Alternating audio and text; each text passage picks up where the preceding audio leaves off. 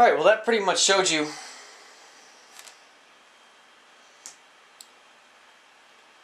a little bit about fatigue loading. Now, the design of the magazine should be such that,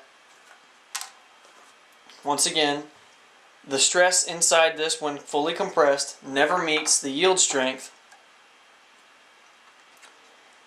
and then simultaneously, because this is something that goes under a number of cycles, a magazine spring compresses, uncompresses, and so on and so forth, because it does that a bunch of times, an engineer also has to factor in the idea of fatigue loading and a stress well below the yield strength, if repeated over and over and over and over and over, can result in plastic deformation of the spring. So those are typically things that get identified in the design process and shouldn't be a problem, except that springs are probably, I'm not in the industry, I don't know if this is the case or not, but I would imagine that when a firearm is designed, they go ahead and set the round count they expect. Say, it's mainly myth what people say that they're designed to be, but let's just say a pistol is designed to have a 20,000 round life. I think it's probably about accurate. But they'll design this spring to last for approximately 20,000 rounds or 20,000 cycles or whatever the case may be. So eventually you can wear out that spring. You know, maybe it's not completely in the tolerances, you can wear it out a little bit faster. Maybe you got a lemon, you'll wear it a lot faster than that.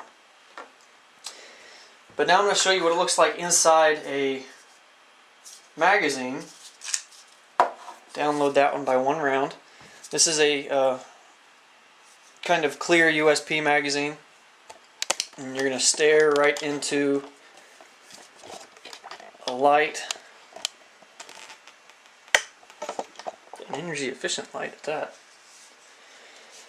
Alright. So we're going to be looking at the coils inside. Now you can see that they're pretty far apart, and again, this magazine is downloaded by one round. And in front of the light, if I can get my bearings, I'm kind of looking at the camera and it's hurting me. Loading one round, you'll see the coils at the bottom of the mag. Close up.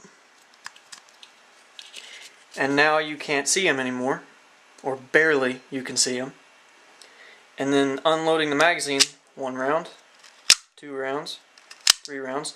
But what you should have seen is in this design of this magazine, inside the mag body, it's relatively impossible for one coil to pass another. So it's very easy to control the stresses that are seen by each of those coils.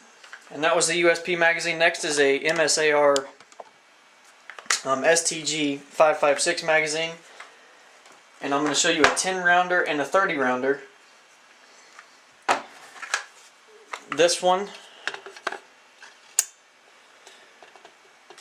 you can see the coil again at the bottom, right there. That's fully loaded. Let me unload one round. And you see how compressed that one was. That's the 30 round magazine.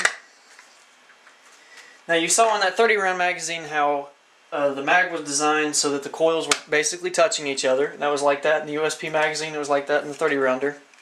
But in the 10 round MSAR mag, fully loaded, you see how far apart these coils are. And you know, there are probably a number of reasons for that.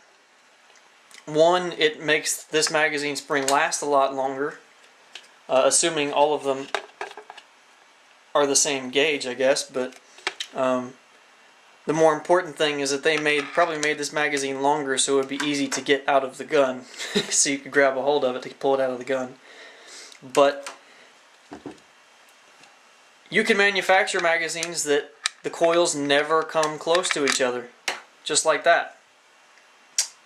And you do it that way, you never really risk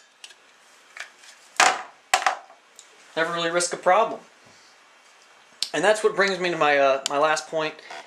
If you want to download a single mag, and when I say download, that means taking a round out of a full magazine, leaving it. That's typically what it means. You can completely unload a magazine if you want to. But common practice is that if you're going to keep, this magazine stored fully loaded and you don't really trust the engineers, and I know plenty of people like that, and I can certainly understand after being in class with some of them, but just remove that one round, and like I showed you previously in the light, that'll make the coils not touching each other. They'll be under a little bit less stress and less likely to cause a problem if the mag was designed improperly. I think that about covers it. I wish I could edit these videos. I don't have,